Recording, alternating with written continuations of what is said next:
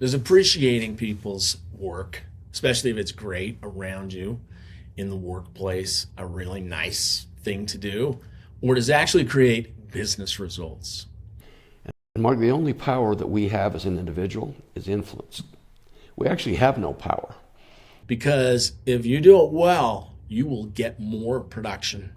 If you have a meaningful moment with someone like you experienced, you convey appreciation.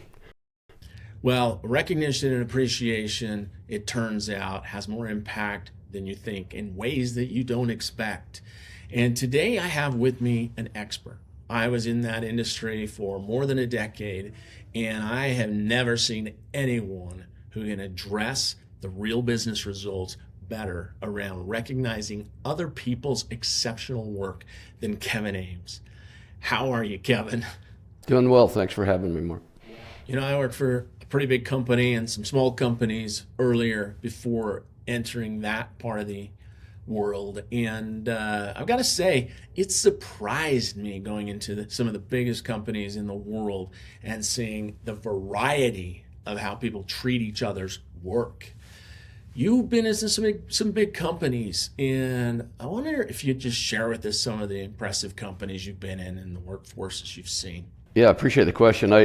There's so many brands, I don't even know if I can remember them all, but we work primarily with, as you know, with Fortune 100 and Fortune 500 companies, toured all through India, all through Australia, all across Canada, obviously every state in the United States. We've dealt with everyone over the course of our work, as you know, and we've been inside of those great brands from the drink brands, Coca-Cola and others, to all of the financial brands and the hospital brands and all of those. Every organization that you can think of needs leadership and influence, and very few of them do it well, as you know. So we had an opportunity to go in and really talk about what the center of our focus was, which was, do you have the ability to use the power of appreciation to affect outcomes with people, to affect how your employees are going to work and how those employees are going to then work with your customer? And we had a lot of success with it. We had a great time, spent a lot of time there, a decade working together with the O.C. Tanner Company. But yeah, we've been doing this for a long time now. You know, it's funny, I can pinpoint a specific time when I was surprised and did a 180 on my feelings about recognition. I'll have to admit, it was so long ago. I was in the stage where maybe I just took the job because it was interesting and had good people. But after a decade, I reached even 15 almost years. And at 10 years, they invited my wife into the office, and they kind of pushed me because it was the mission. I wasn't dying to have a recognition moment where people appreciated my career, because I was in the middle of a little bit of a political struggle with a couple of individuals. And I wasn't on the great side of it, to be honest. I was younger than they were. And I was not excited, to be honest. And the company kind of pushed me and encouraged me to do it. And I was certainly willing to do that. So I stood in front of a lot of people. My wife was there. And I was surprised. And you know who these people are. But one of the people was in charge of leading it out and gave me real compliments that were specific to me, that couldn't have applied to anything fictional or generic, but very specific things that I'd done. And I couldn't believe it. In fact, my wife to this day mentions some of those comments because they were so genuine and specific. And then another surprising thing happened. We were kind of shutting it down, and all of a sudden, someone raised their hand. I was just sitting there, kind of the object of this thing. And one of my coworkers, a really young researcher that I was working with, she raised her hand and she says, "I've got to tell you, my career has been enlightened by Mark's thoughts, his kindness, his cooperation. He's been an exceptional coworker. I hope every coworker I ever have is like Mark." She said something very close to that. And it just took me off guard. I couldn't believe it. Anyway, I can remember that day. I can remember that instance. It's been nearly 25, 30 years since that. And I can remember that specific moment. and it meant a lot to me. So this stuff matters. Yeah, and in fact, what was interesting is when I actually arrived at Tanner, I'd been working with Stephen Covey's organizations around the 7 Habits and those things, and while they lend themselves towards that, they don't deal with it specifically. And so when I arrived at Tanner, Tanner was focused on rewards and recognition, not appreciation, but rewards and recognition. And as I looked at what they were doing and I read the books that had been published and the work that had been done by Tanner to that point, we actually made a change to what had been happening. And we moved kind of away from the idea of just having moments of recognition to authentic, meaningful moments of appreciation. Recognition is one of the tools. It's one of the 3 keys of appreciation, but appreciation is the actual thing that we actually want to have happen. If you have a meaningful moment with someone like you experienced, you convey appreciation to them for something, right? Someone is recognized for something they've done or achieved, but the key is they have to leave feeling that they are appreciated, and that's the key. William James said the deepest principle of human nature is the craving for appreciation. Don't know if that's true or not, but it's a big statement by a big guy. It feels like it. And it does. I think we all relate to it. You want to be appreciated. You want to feel like you're valued. The work that you do feels valuable to you. Can someone else validate that work is in fact great work, which you worked on a lot? And I think that's the finishing part of doing great work, is the validation that comes from it and the satisfaction that you get from receiving that validation, that conveyance of appreciation for who you are and what you've done is a major thing. As you listen, I just want to let you know that there's more we're trying to help you with. Valuable benefits we've invested in for members of our Bold Encounters Club. We've also created a way for you to just see if these advantages help you. Go to boldencounters.tv and join, and you'll get a free month's access to experience premium guidance, tools, and the care that we've invested in this work. At boldencounters.tv, you can also give club access to someone else you think may want more meaning or need more money in their life's work. Stay with us today, and at the end, you'll hear all about these great benefits. You know, I was much more involved with getting great work to happen in the organizations so that we could recognize it, or the leaders could recognize it. And you were involved more in the recognition. And as you were working on the words and you guys were talking about appreciation, it struck me, appreciation means more than this context we're talking about. It broadens this context. It means that you value something literally, and you're looking for its growth in value. Appreciate. It also means kind of an appraisal, not a performance appraisal like you have every year in many companies, just once a year, but it means a real-time appraisal of something specific that you did, often in front of a couple of coworkers or a couple thousand people. It's a unit of work that you did amazingly. I love that definition of appraisal. Do you have some other thoughts on that? Yeah, there's 3 definitions of appreciation for me.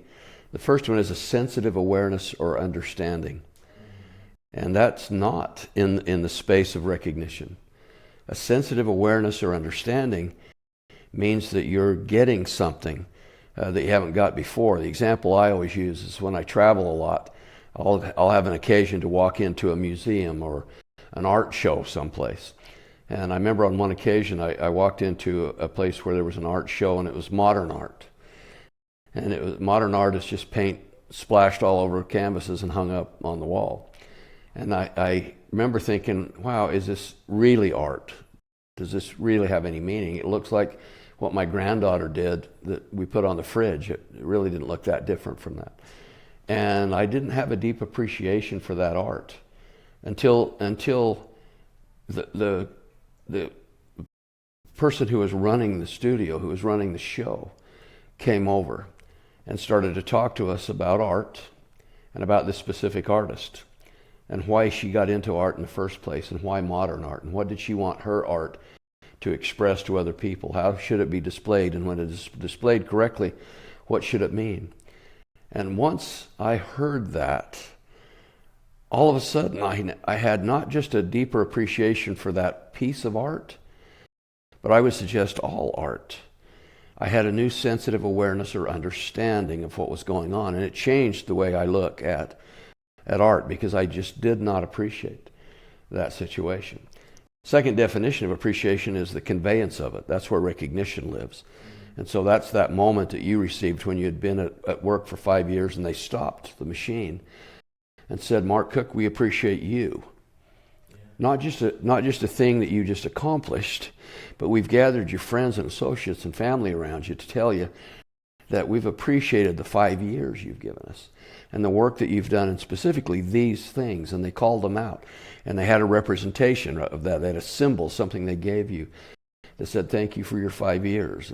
And that those moments are critical to us, and they change people. They make them feel valued at that place of work. So the moment of recognition, that meaningful moment when we convey appreciation, is the second definition that we add to that, and that's where you move into the recognition space. Third one you've alluded to, it's a rise in value. But it's a rise that's like the tide. It raises all boats. What the research told us that we did is that not just the receiver is blessed by recognition, but the giver of it and those that observe the moment are all blessed almost equally by those moments of recognition, the conveyance of appreciation in deep ways. So, like you, I had quite a change in my perspective about the value of this concept of appreciation and the impact it had on people and work. Yeah, if you haven't done anything like this before, it can be very awkward. It can be a little nerve-wracking. And I think one of the ideas that really helped me was just to try to be more gracious during someone's great work with one person. And before you just launch into saying, hey, good job, generically, step back, head to your cube or office, and do a little preparation. And remember the instance, even if it just happened a few minutes ago. Rehearse it in your mind. Research a little bit about what that matters, how it matters to the company and the customer base. And then practice restating how you're going to say that. Forgetting is different than not remembering. And remembering certainly is different than both of those. And remembering does something powerful to the giver of recognition and appreciation, not just the receiver. Thoughts on that?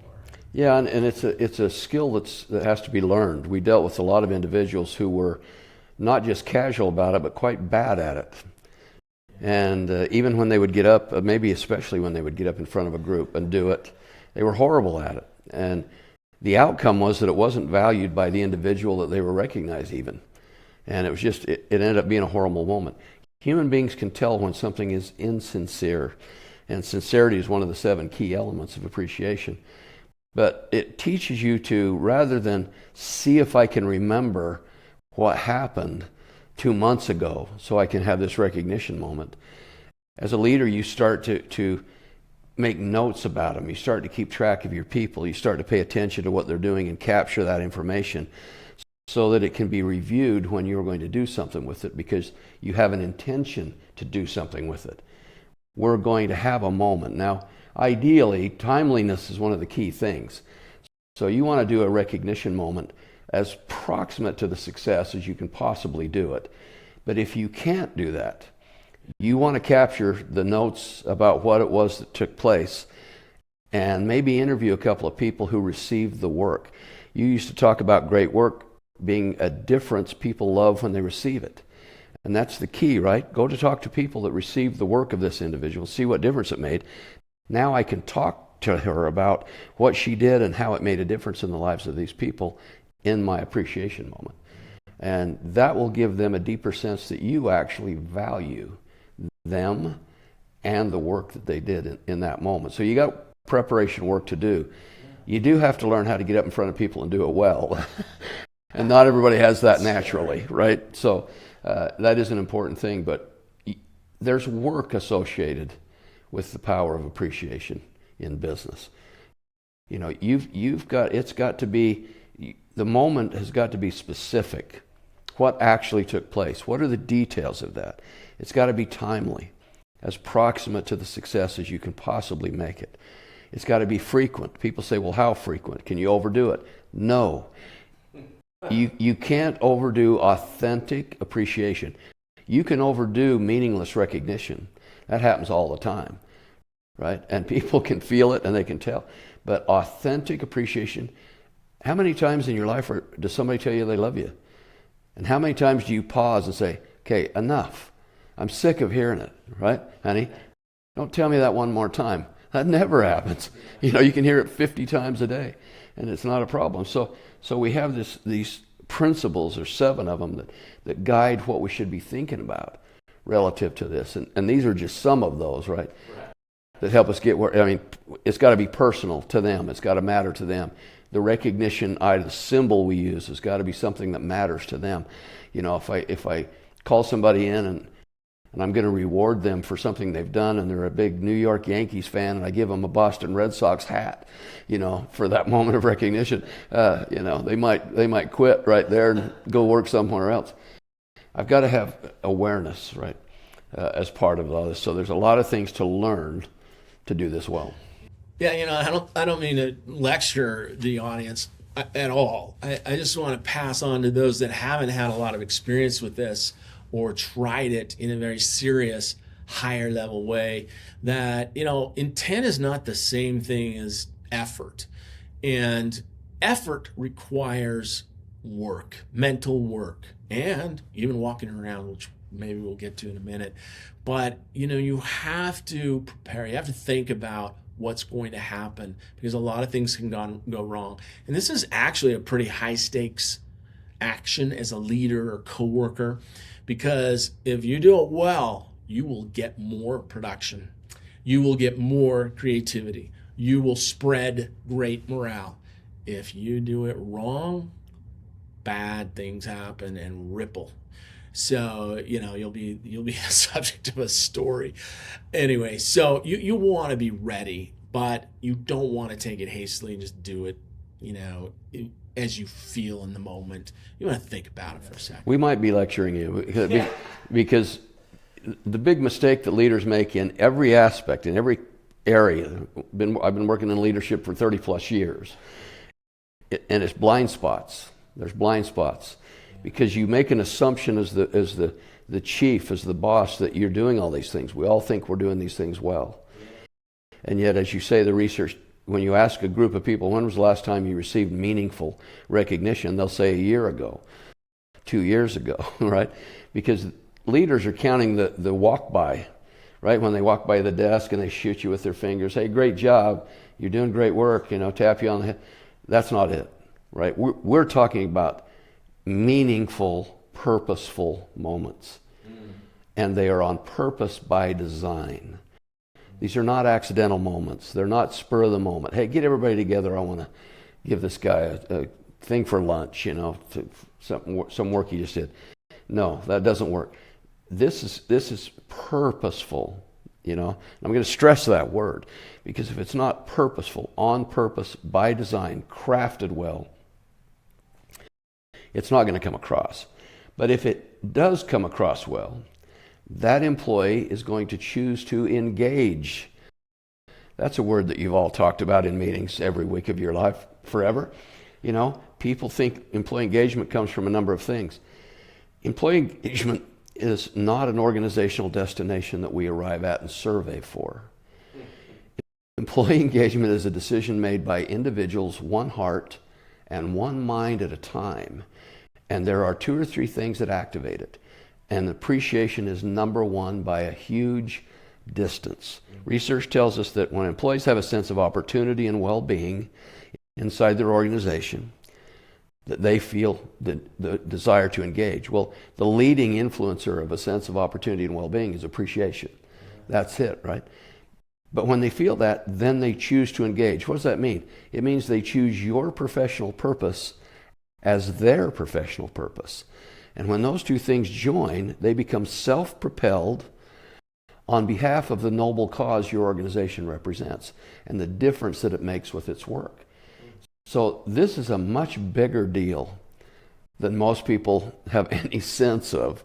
And that's why we go in and try to teach them.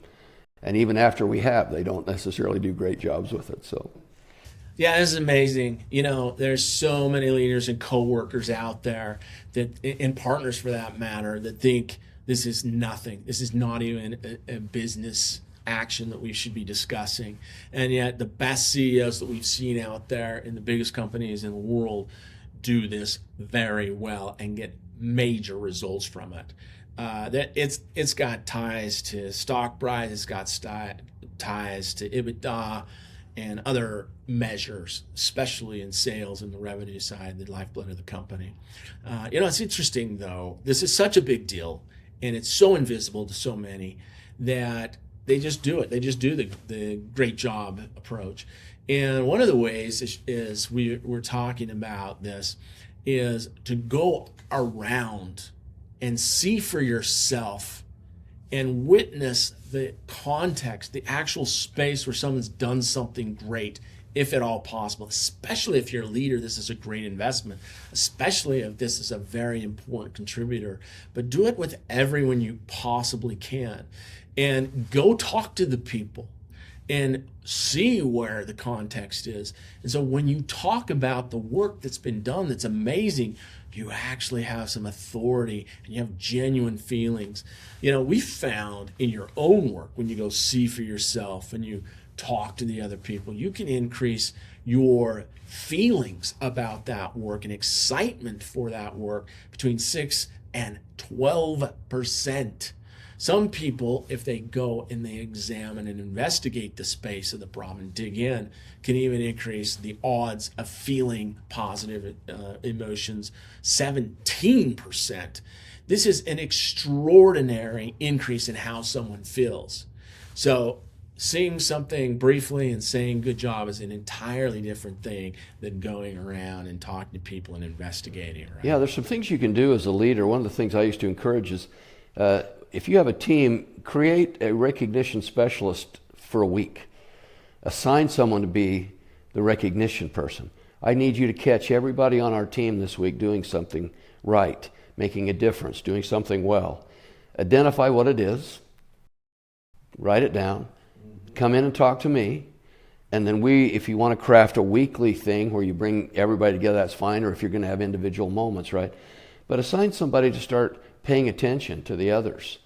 And once you've been through the whole cycle where everybody on the team has had that assignment for a while, you're going to find they're closer, they're doing better work together, they have a different perspective. I thought John over here didn't do a single thing. I just thought he sat and looked at his computer all day. I didn't know if he was shopping or doing work. But when I had to pay attention to what he was doing, what was the difference he was making, I was taking one of the great work principles that you researched, and I went and had a look at the work. I looked at the work and I saw the difference that it was making, and that changed everything. Suddenly my appreciation and valuing of them, each employee, changed dramatically. And I had a deeper sense of value for each one of them, right? So again, that great work principle applies to this because we're trying to do great work with this appreciation concept. One more bad example. I was on the East Coast, and I went to a workshop that I was going to be the one leading it. But the organization obviously had a leader that was introducing me and setting me up. And so at the very beginning, she thought, well, this gentleman has a passion in recognition and appreciation. I am going to do a recognition moment in front of him. And she pulled up Jim, who had been there 30 years and was retiring after 30 years. It was retirement.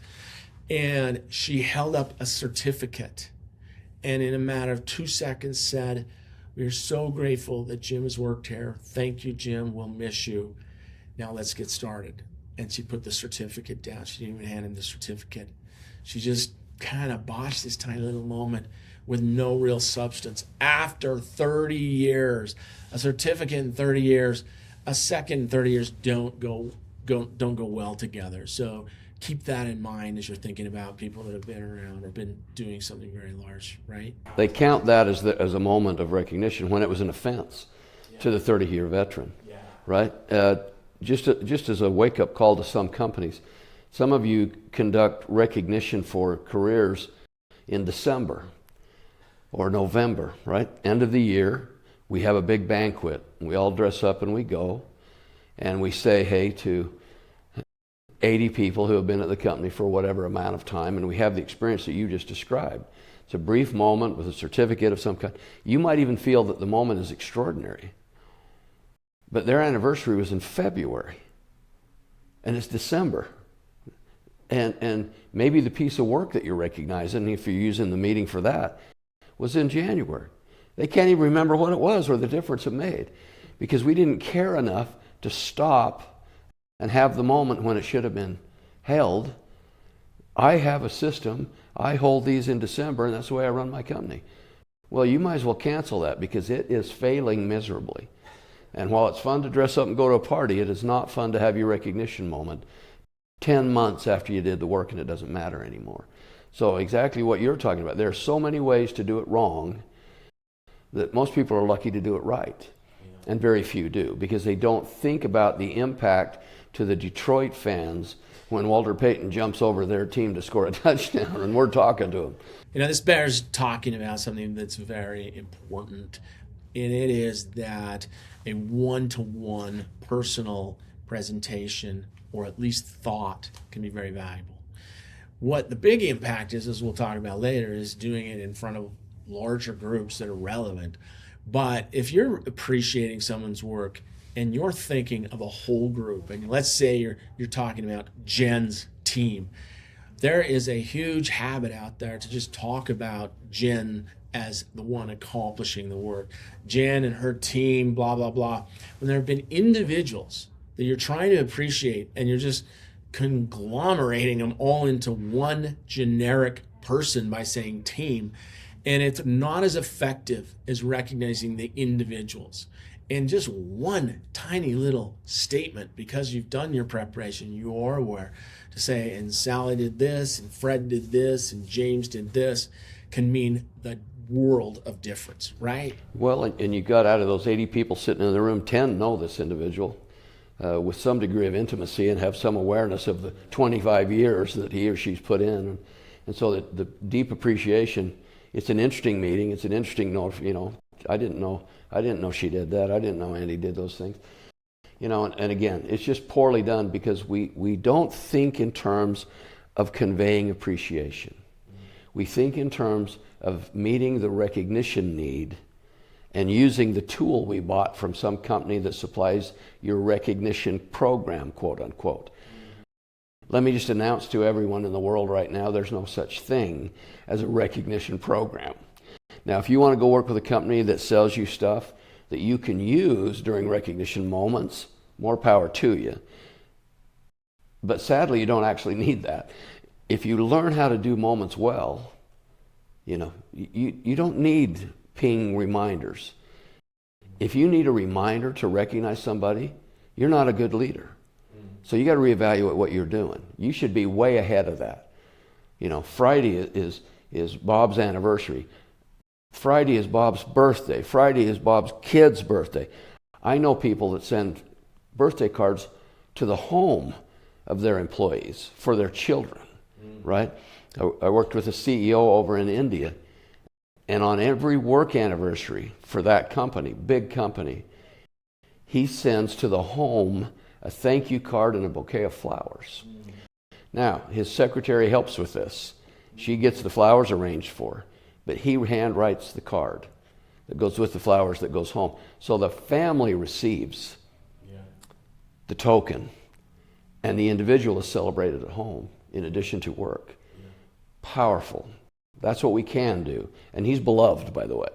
and that's the difference, right? You got somebody that is absolutely beloved versus those people that just don't care about you. Yeah, let's talk about the importance for a minute. Your perspectives on how meaningful, surprisingly, even more than a modest pay raise, recognition consistently and what it does to an employer, a teammate's view of how others, especially a leader, views them is critical, isn't it? Yeah, it's interesting. Viktor Frankl, the famous Viennese psychiatrist, psychologist who was in the Nazi prison camps for a long time, came out and wrote the book, Man's Search for Meaning. He had a phrase in there. He was talking about liberty, freedom, and man's liberty. And he said, liberty cannot be pursued, it must ensue as the natural consequence of obedience to something else, other things. Well, happiness cannot be pursued either. It must ensue as the natural consequence to obedience to the principles that govern it. So when you obey the principles that govern happiness, there is only one outcome available, happiness. But we don't chase that. We behave differently. We treat people well. We do our work well. So if we take these concepts, we're talking about the great work research that you did. Again, great work is the kind of work that makes a difference people love when they receive it. I go to a restaurant. I was at a restaurant last night and got extraordinary service. And it literally had an impact on the quality of our evening. Right? The person that came, it was actually more than one. They had 2 or 3 different people that come to your table. But we were treated so well that it cheered us up for the rest of the evening, and it changed things. I've had the opposite, right? Where I've been on the road and I've gone to a restaurant and had horrible service, and it just ruined the evening. It ruined the trip in some ways. It just made everything worse. We don't really spend much time thinking about the impact we have on other people, on the influence that we have on other people. And Mark, the only power that we have as an individual is influence. We actually have no power. We don't, even as a leader, you might perceive yourself to be powerful, but you have no power. But you have the ability to influence people, and you do that by behavior, right? We have 2 kinds of values as human beings. We have values of expression. We talk about being in better shape. We talk about losing weight. We talk about reading more. We talk about learning an instrument. We talk about a lot of things that we don't go do. But then there's just a handful of things where we have values of behavior, things that we actually do. Da Vinci said that I have become impressed with the concept of doing. Believing is not enough. We must do. And that's what it comes down to is, you can have an interesting concept in your mind, but until you hold a quality moment of recognition that conveys deep appreciation to someone about something they've done that matters, you won't understand what it's about. And you're going to have to learn that. And you may have to observe it done by somebody else before you can get a feel for how to do it well. But we're talking about this stuff, and it reaches out in your research on great work in one area. Appreciation gave energy to every one of the aspects of that. It caused people to want to do great work.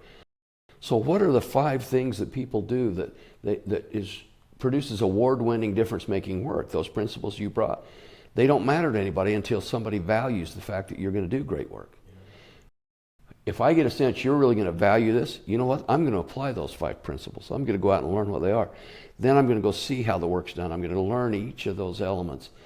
Because somebody values me, I'm going to go learn how to produce great work.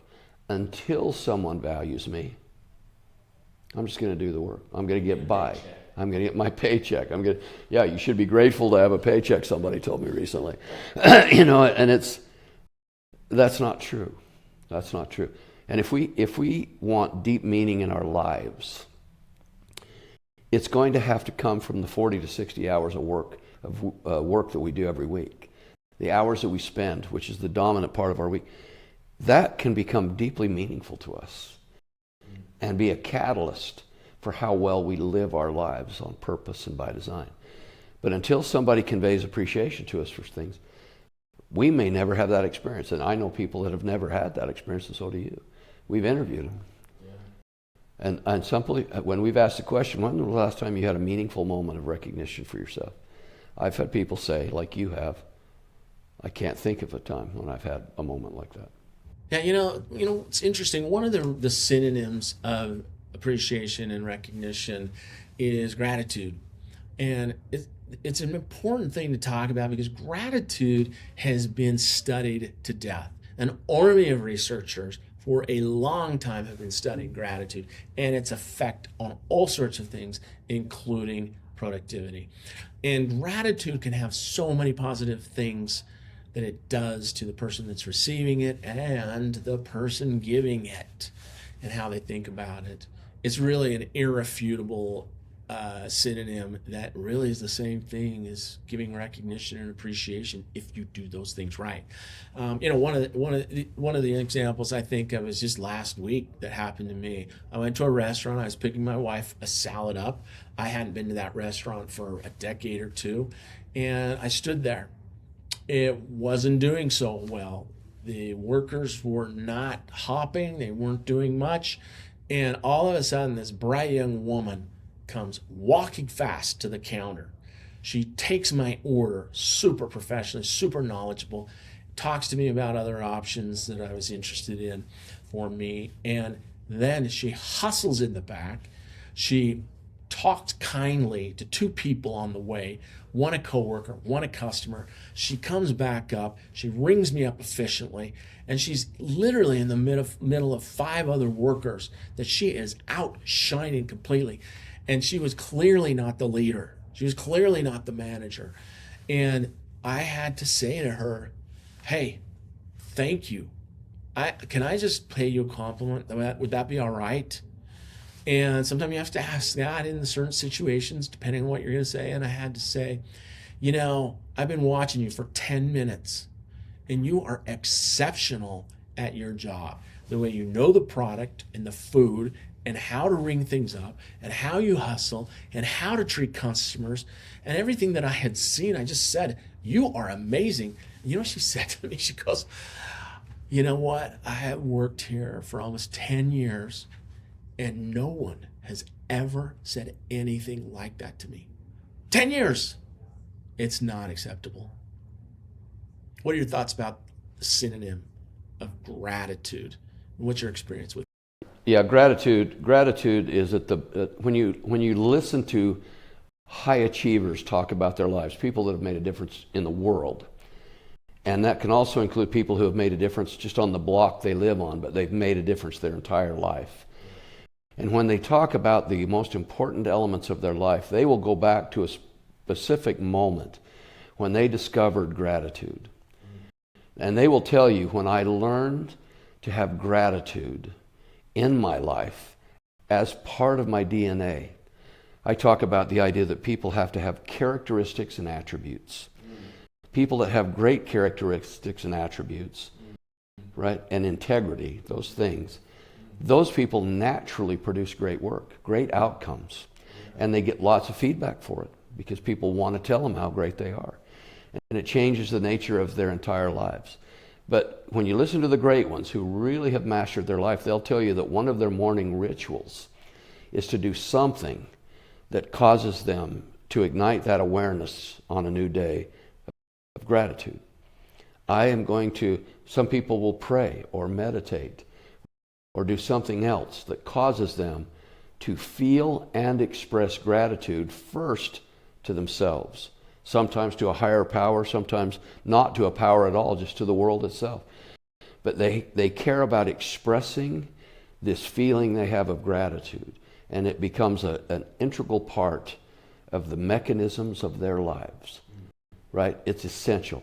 And then they spend as much time during every day as they can expressing it, because they find that in expressing gratitude, they feel more gratitude. It is it's the breakfast of champions, right? It's one of those handful of principles that you either have or you are lesser than. I ran across something really interesting. I was reading some ancient texts, including the Bible, and I was comparing them. And there was a phrase that I caught in James, and it said, "Count it all joy." It kind of seemed like a throwaway phrase, and yet there it is, all those words before ask and you shall receive, kind of an idea. And I thought, well, count it all joy, why is that even there? And so, I got on my subscribed chat GPT, and I asked a couple of questions. I asked it to go back in time with that context, with the likely original word used in either Greek or whatever the right word was. And then I said, what does this mean word by word? And I won't take you through the whole thing. I've covered that in another episode. But I will tell you this.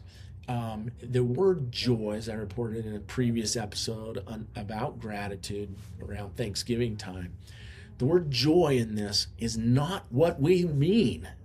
The word joy is not, oh, I feel great. It literally means, after you do all this work to see the situation, even if it's a terrible situation, among many situations in life, you are supposed to feel grateful, not in a fun, joyful way yourself, but that word, the ancient word that they translated into joy, actually means to feel joy outwardly towards others and even upwardly. So that is a powerful difference in what gratitude is. It's not just joy for yourself, but an outward and upward gratitude for something that's happened that is going to have a good impact, even if it's difficult. What's a story that you've seen and witnessed and experienced about expressing a brand through gratitude or appreciation? It's interesting you bring that up. I have myriad hotel stories because, I've stayed in millions of them, and they're all the same. It's interesting because they're all the same. It's like the restaurant story. The difference that someone can make in your life by just going the extra mile, right? Just by doing just a thing that they didn't have to do. There's several stories. There's the story of the gentleman that has to be away from his family during a critical thing that's happening back home. One of the children are having an experience of some kind, and he has to be away from it. And when he checks in, he happens to mention, people are asking, what are you doing here? Is it a great time? And he just mentions that, it's I have a great reason to be here, but I'm missing a great occasion back home. And that is conveyed to the staff at the hotel. And when he comes back from his day's work the next day, he checks in the night before. Next morning he goes to work, all right? Goes out and works with his organization. And when he comes back to his room, there's a photograph. And I'll make it emotional. There's a photograph of his child in his room. And a message and a video sent to his phone from his family, all arranged by the staff of this hotel to say, we appreciate you being here, and we understand what you're going through. And so we're going to do our best to make you feel what's going on back there. OMG, right? I mean, you just think, that can't happen. Hotel staff doesn't do that. They barely get the room clean, right? But it is amazing what can happen, There's another story that, if you'll indulge me. Yeah. Same thing, a family guy with his family just returns from 8 days at a Disney World type resort. First time he's had his family out because his kids are really tiny, right? And the youngest kid happens to have a stuffed animal, a giraffe, that he goes to bed with every night. And Dad, about the time he's putting the kid to bed, try to get him to sleep first night home, recognizes this kid isn't going to be able to go to sleep because we've misplaced Josie, the giraffe. And so Dad's got to do something. And so he tells his son a bit of a white lie, right, a little fib. He says, oh, son, I forgot to tell you, but Josie stayed behind at the resort because he just wanted to have 2 or 3 days to himself. He's been so busy on the vacation with you and the family and was a little bit tired. He just wanted to have a couple of days. So Josie's back at the resort. He'll be back in a couple of days, so don't worry about Josie, right? And so the kid kind of buys the story and heads to his room. Dad gets on the phone and calls the resort to see if they can find Josie, right? It only takes one call transfer, and he's talking to a young man. And the young man says, oh yeah, I've got him right here in my hand. I was just getting ready to send him back to you.